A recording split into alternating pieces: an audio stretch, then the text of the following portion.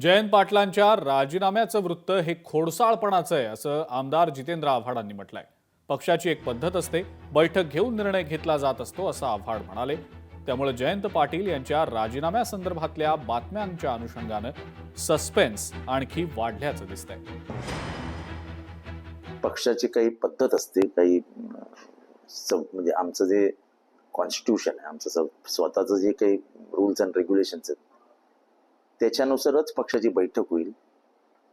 पक्षाची बैठक होऊन मग त्याच्यात निर्णय घेतला जाईल आणि निर्णय घ्यावा. असं टीव्हीवरच्या बातम्यांवरती निर्णय होत असतात पक्षाचे. अंतर्गत का नाराजी? कशासाठी नाराजी? कशासाठी नाराजी? तसंही जयंत पाटील साहेब हे नेहमीच सांगत आले की मला आता 7 वर्ष झाली आणि महाराष्ट्राचा दौरा कमीत कमी 7 वेळा गेला, पूर्ण महाराष्ट्राचा. आणि त्यांची इच्छा आहे की नवीन चेहरा द्यावा, पण नाराजी आहे म्हणून नाही, तर शेवटी कोणाला तरी वाट मोकळी करून द्यावीच लागते. लोकशाही मराठी ऐका, पहा, जागरूक रहा.